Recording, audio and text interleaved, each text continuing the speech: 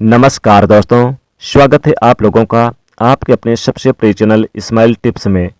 दोस्तों, कुत्ते को रोटी खिलाने के 8 फायदे जान लो, कभी दुखी नहीं रहोगे।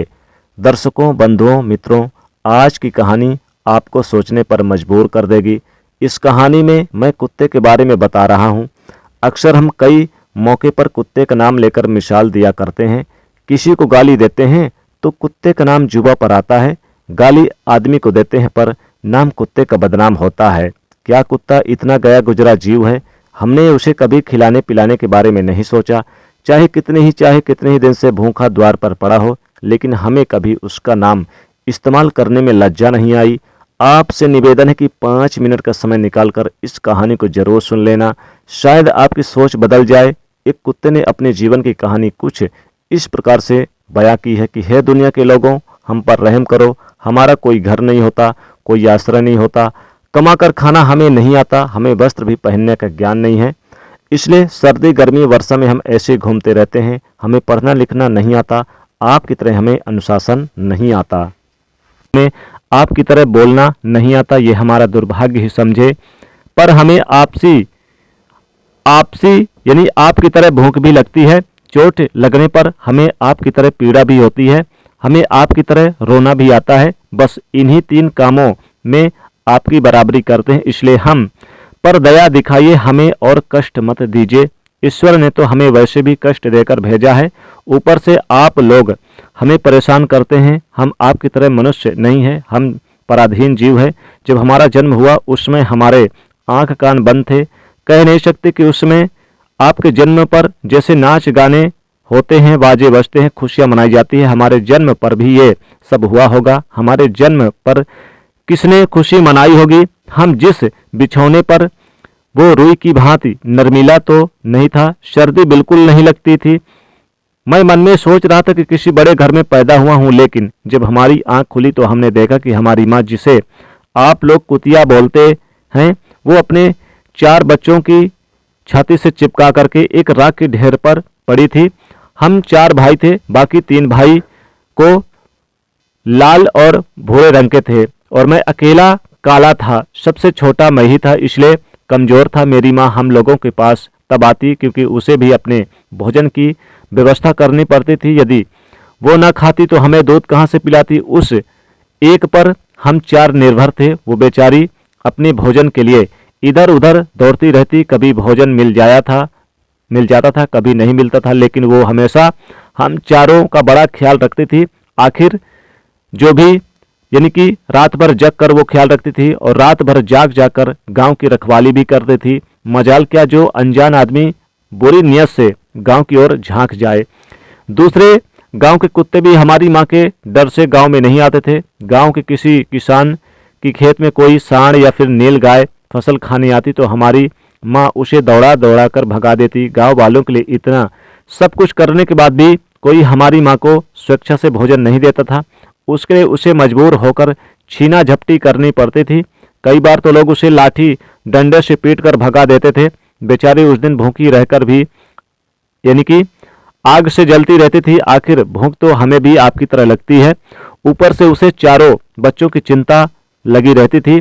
आखिर माँ जो थी, जब भूख उसे चैन से नहीं बैठने देती और गांव वालों का भी उसे देखकर हृदय नहीं पसीजता, तो बेबस होकर उसे लोगों के घरों में चोरी से घुसना पड़ता था और खाने की कोई भी चीज मिल जाती तो उसे खाकर अपने पेट की आग बुझा लेती। कई बार तो लोग उसे खाने की वस्तु ले जाते, कुछ लाठी डंडा लेकर उसके पीछे पड़ जाते।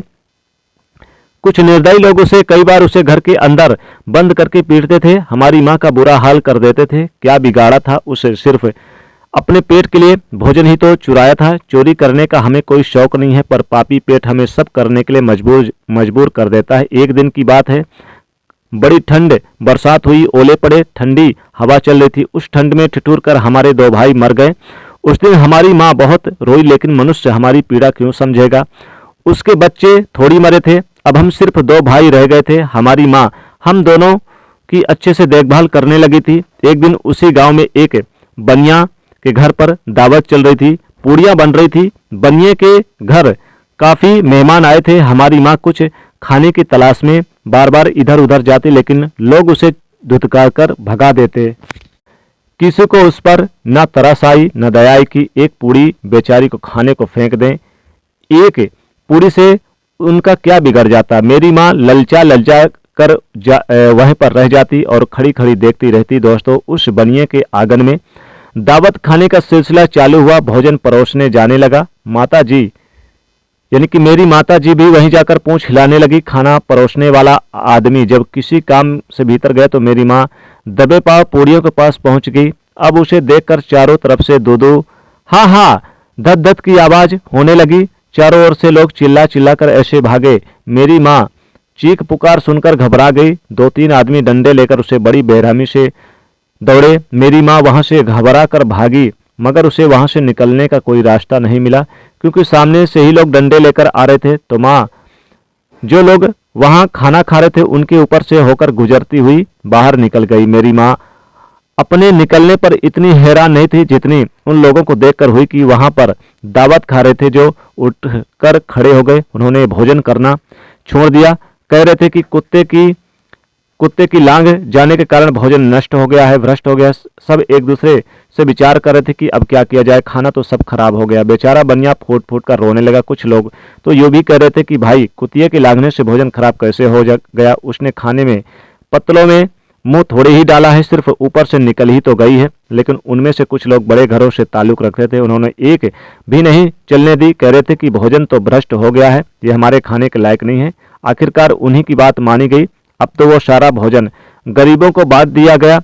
उन दिन मेरी माँ खूब पेट भर करके खाना मिला। ऐसा सुख उसके जीवन में कभी नहीं पाया, लेकिन वो सुख उसके लिए बड़ी मुसीबत बन गया। वो भोजन करके वहां आराम से लेटी थी, लेकिन उतने में वो बनिया डंडा लेकर वहां आ पहुंचा और उसने बुरी तरह से पीटने लगा। उसे बाहर से भागने का भी कोई ऑप्शन नहीं मिला। डंडों की चोट से वह बुरी तरह चिल्लाने लगी। माँ बिलाप का सुनकर पत्थर भी पसीज जाता है, पर उस निर्दयी को उस पर जरा भी रहम नहीं आई। वो उसे कठोरता से पूर्वक पीटता रहा। माँ को आह का यानी जो शोर सुना पूरे गांव में सुनाई दे रहा था।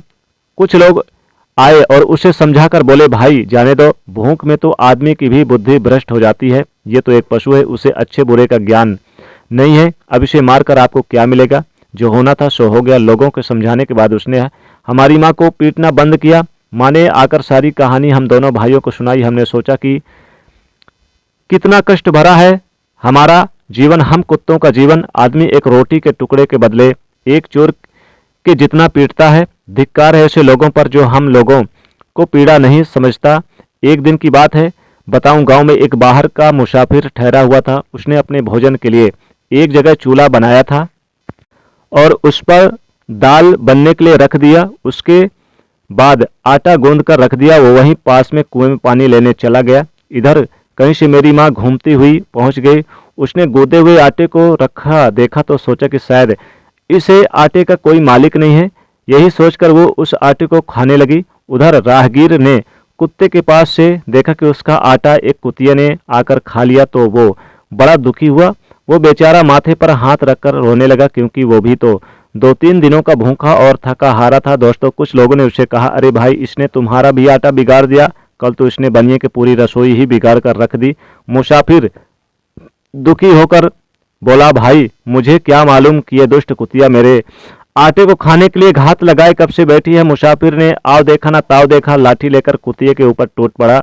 माँ उस आटे को ठीक से खा भी नहीं पाई थी कि उससे ज्यादा उस पर लाठी की बरसात हुई।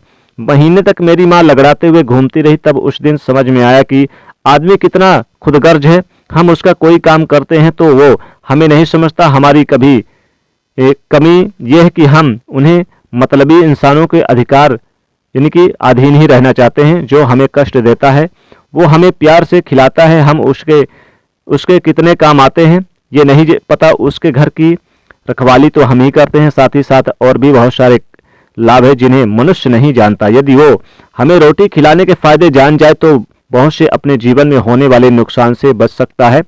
आज मैं आपको बताऊंगा कुत्ते को रोटी खिलाने के 8 फायदे। मनुष्य को पता नहीं है कि जब भी घर में रोटी बनाई जाती है तो सबसे पहली रोटी गाय को होती है और पिछली रोटी कुत्ते के लिए होती है। ऐसा ही महापुरुषों से विधान बनाया था, लेकिन भगवान की बनाए उस विधान को भूलकर मनुष्य अगली और पिछली रोटी स्वयं ही खा जाता है। इसका प्रभाव उसके जीवन पर बहुत बुरा पड़ता है। आइए जानते हैं कुत्ते को रोटी खिलाने के वो फायदे। मित्रों, कहते हैं कुत्ता वो प्राणी है जिसको रोटी खिलाने से मनुष्यों को जीवन में पड़ने वाले ग्रह दोष, काल सर्प दोष, शनि दोष दूर हो जाते हैं। पहला फायदा है कुत्ते को रोटी खिलाने का। कुत्ते को रोटी खिलाने से शनि ग्रह नकारात्मक प्रभाव कम हो जाता है। कहते हैं शनि ग्रह जब अपनी कुदृष्टि डालता है तो आदमी बर्बाद हो जाता है। जिस आदमी पर उसकी महादशा का आरंभ शनि दशा साढ़े साथी शनिधया होता है तो उसे के बनाए बनाए का यानी बने बनाए काम भी अपने आप बिगड़ने लगते हैं। वो आर्थिक तंगी का शिकार हो जाता है। उस स्थिति में आदमी यदि कुत्ते को रोटी खिलाए तो उस पर शनि का कुप्रभाव बहुत कम हो जाता है। नंबर 2, दूसरा फायदा कुत्ते को रोटी खिलाने से भाग्य आपके पक्ष में हो जाता है। आपके घर में यानी आपके घर के अंदर नकारात्मक शक्ति नष्ट हो जाती है। नंबर 3, कुत्ते को रोटी खिलाने से माता लक्ष्मी प्रसन्न हो जाती हैं और आपके घर में धन दौलत की कमी नहीं रहती। नंबर 4, कुत्ते को रोटी खिलाने से आपके ऊपर कर्ज नहीं चढ़ता और जो पहले से आप कर्जदार हैं उससे भी मुक्ति मिल जाती है। दोस्तों, 5वां फायदा कुत्ते को सुबह शाम भोजन देने से आपका व्यापार बहुत अच्छे से चलता है। नंबर 6, कुत्ते को रोटी देने से आपकी आयु में वृद्धि होती है और अटका हुआ धन वापस मिल जाता है। नंबर 7, कुत्ते को रोटी देने से हमेशा आपका स्वास्थ्य अच्छा बना रहता है और मानसिक रूप से आप मजबूत रहते हैं। मन ऊर्जावान रहता है, अच्छे विचार आपके मन के अंदर आते हैं। नंबर 8, कुत्ते को रोटी खिलाने से भगवान प्रसन्न रहते हैं क्योंकि भगवान को समस्त जीवों की समस्त प्राणियों की चिंता रहती है और जो समस्त जीवों पर दया दिखाता है भगवान भी उस मनुष्य से हमेशा प्रसन्न रहते हैं। भगवान की कृपा सदैव उस परिवार पर बनी रहती है जो इस मूक पशुओं पर दया दिखाता है और इसके विपरीत कुत्ते को मारने पीटने वाला मनुष्य दरिद्री होता चला जाता है। आपका भले ही कुत्ते ने नुकसान कर दिया हो फिर भी उसे नहीं मारना चाहिए। कहते हैं कुत्ता जब रोता है तो अपशगुन होता है, कोई संकट आता है, किसी की मृत्यु होती है, इसलिए कुत्ते को कभी रुलाना नहीं चाहिए। जो बीमार कुत्ता या घायल कुत्ता का इलाज करवाता है उस पर अश्विनी कुमार सदैव प्रसन्न रहते हैं। वो मनुष्य सदैव निरोगी बना रहता है। दर्शकों, बंधुओं, मित्रों, उम्मीद करता हूं ये कहानी अच्छी लगी होगी। तो चलिए आगे भी दोस्तों इस वीडियो को ज़्यादा से ज़्यादा शेयर कर दीजिएगा। तब तक के लिए धन्यवाद।